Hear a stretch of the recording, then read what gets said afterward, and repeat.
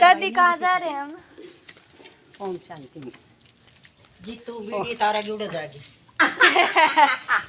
ओम शांति में सारी जगह उतार लेंगे वीडियो। बीड़ी तारा बताओ कौन सी जगह? मैं तेरी गाड़ी आ जाऊंगी। हाँ और मैं पाछे ना तो लाए मैं तो एक काम भूल गई।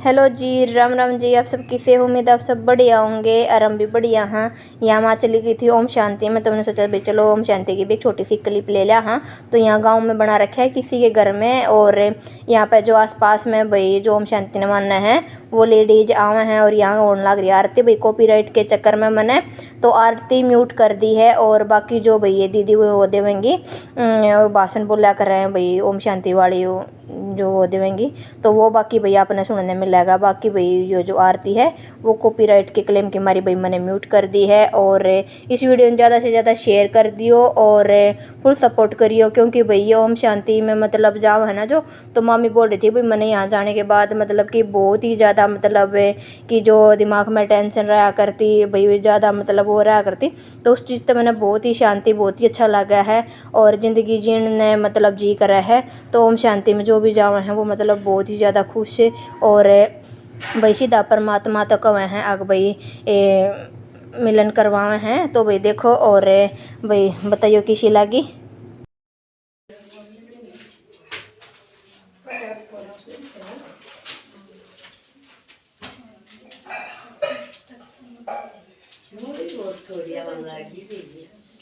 ये देख लो ये तो इतना कोई दिन हो गया सतरिया नदी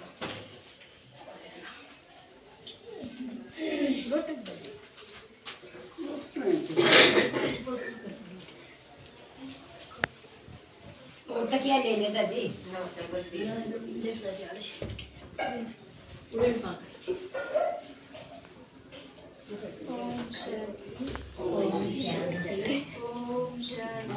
ओम शांति ओम शांति।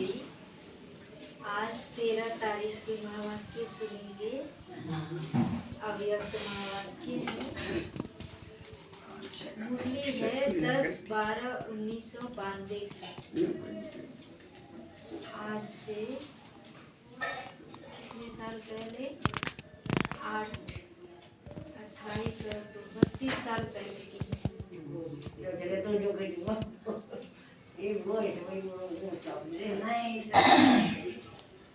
तो बाबा से सुनते हैं बाबा आज हम बच्चों को क्या प्रेरणा दे रहा है।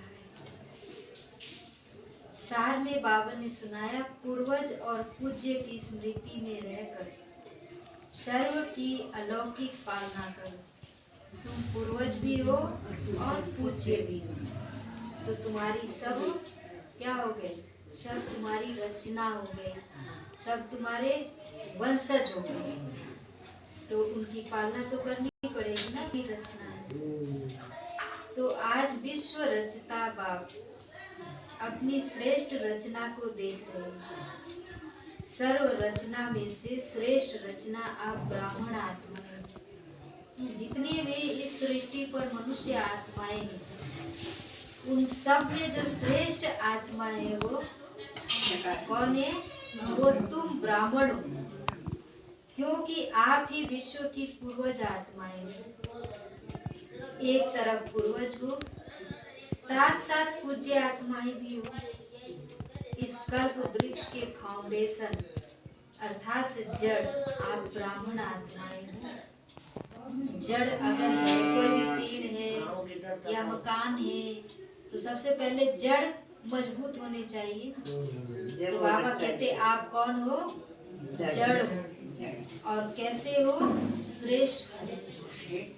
तो बाबा कहते सृष्टि चक्र के अंदर जो विशेष धर्म पिताएं कहलाए जाते हैं, उन धर्म पिताओं को भी आप पूर्वज आत्माओं द्वारा ही बाप का संदेश प्राप्त होता है, जिस आधार से इस समय प्रमाण वो धर्म पिताएं अपने धर्म की आत्माओं प्रति संदेश देने के निमित्त बनते हैं। जैसे ब्रह्मा बाप ग्रेट ग्रेट ग्रैंडफादर है, तो ब्रह्मा के साथ आप ब्राह्मण आत्माएं भी साथी हो।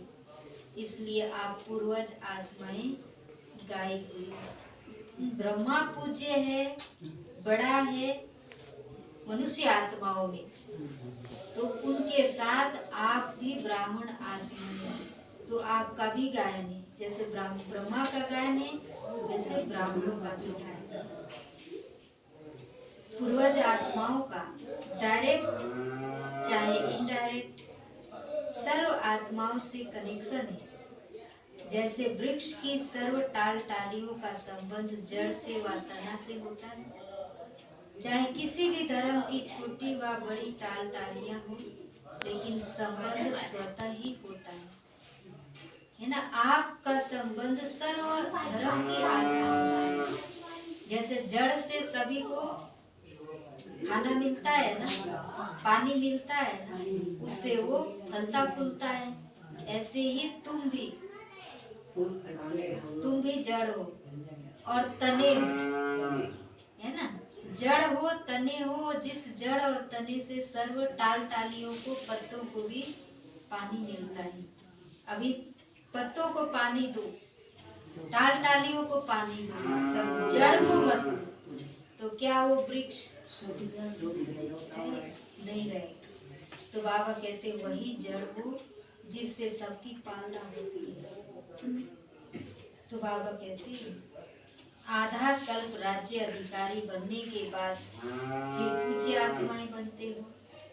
पूज्य बनने में भी आप आत्माओं जैसी पूजा और किसी भी धर्म की आत्माओं की नहीं होती है। हमारी पूजा कहाँ हो रही है? मंदिरों में, है ना। देवी देवताओं की पूजा देखो कितनी आज भी हो रही है। इतने भगत कतार में खड़े हैं, पूजा कर रहे हैं, आरती गा रहे हैं, महिमा गा रहे हैं, उनके नाम पर तीर्थ व्रत कर रहे हैं। लेकिन किसी धर्म पिताओं की इतनी है नहीं।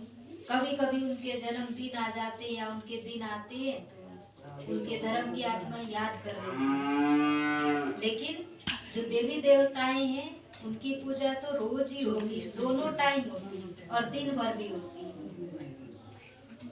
तो बाबा कहते आप कितने महान हो। बाप के कार्य में जो आप ब्राह्मण साथी बनते हो, उन्हों की भी देवता व देवी के रूप में विधि पूर्वक पूजा होती है।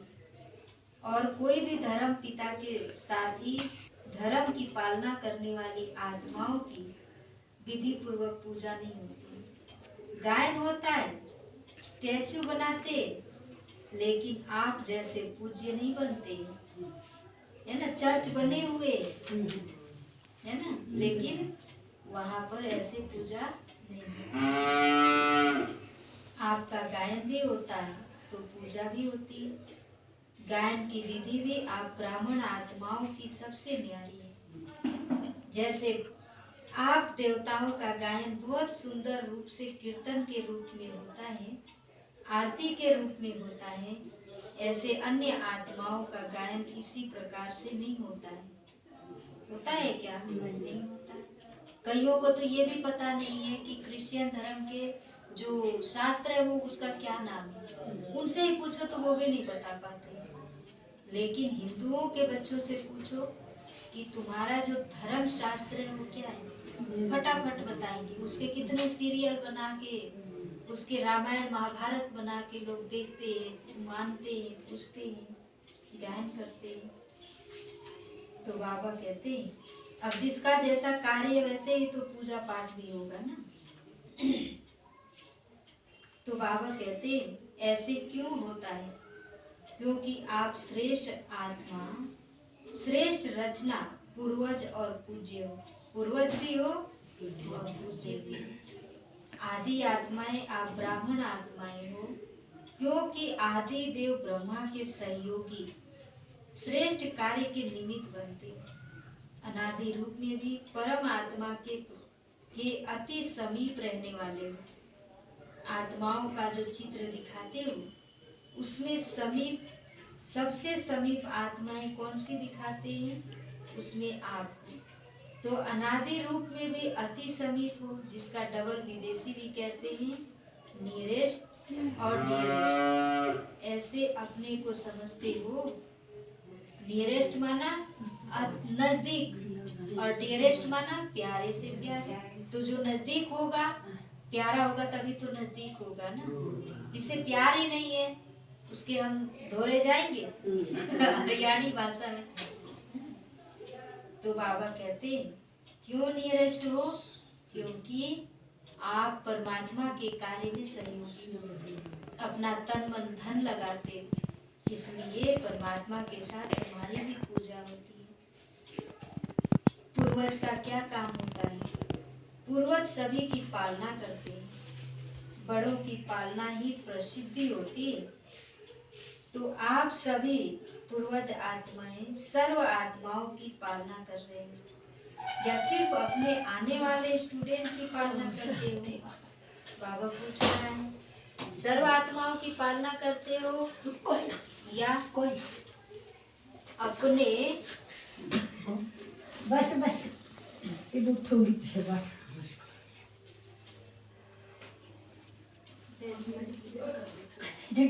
थोड़ी देर के बाद बैठ जाना, आराम कर लो। शरीर हो गया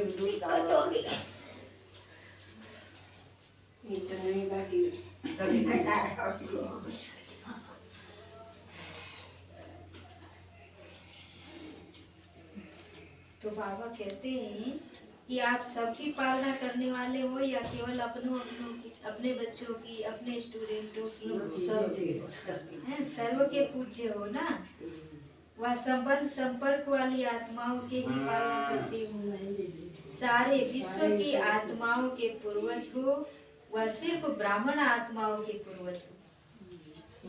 जो जड़ व तना होता है ना, वह सारे वृक्ष के लिए होता है, केवल टाल टालियों के लिए नहीं होता है, केवल पत्तों के लिए नहीं होता, सब के लिए होता है।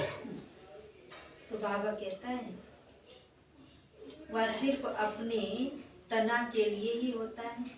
देखो बाबा कितना खोद खोद के पूछ रहा है। सब टाल टालियों के लिए होता है ना।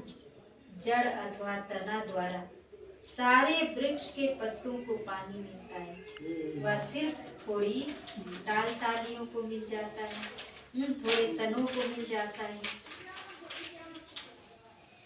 तो बाबा कहते हैं सबको मिलता है, लास्ट वाले पत्तों को भी मिलता है।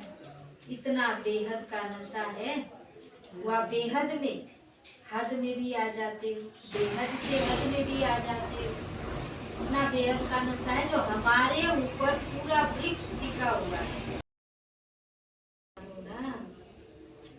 इस स्मृति को ही प्रैक्टिकल लाइफ में अनुभव करना है और कराना है। आप सभी पूर्वज आत्माओं की पालना का स्वरूप क्या है? लौकिक जीवन में भी पालना का आधार क्या होता है? पालना करना अर्थात किसी को भी शक्तिशाली बनाना, किसी भी विधि से, साधन से पालना द्वारा शक्तिशाली बनाते, चाहे भोजन द्वारा, चाहे पढ़ाई द्वारा। लेकिन पालना का प्रत्यक्ष स्वरूप आत्मा में शक्ति, शरीर में शक्ति आती है। तो पालना का प्रत्यक्ष स्वरूप हुआ शक्तिशाली बनना।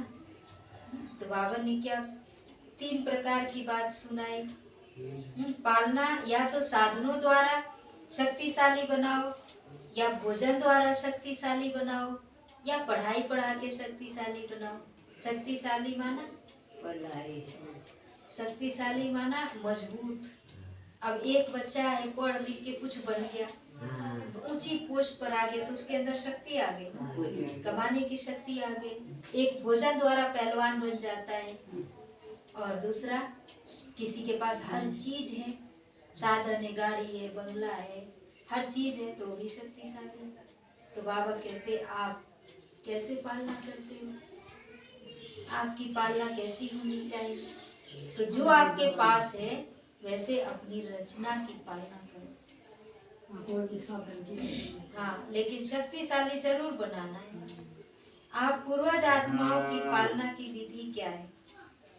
अलौकिक पालना का स्वरूप है स्वयं में बाप द्वारा प्राप्त हुई सर्व शक्तियाँ अन्य आत्माओं में भरना।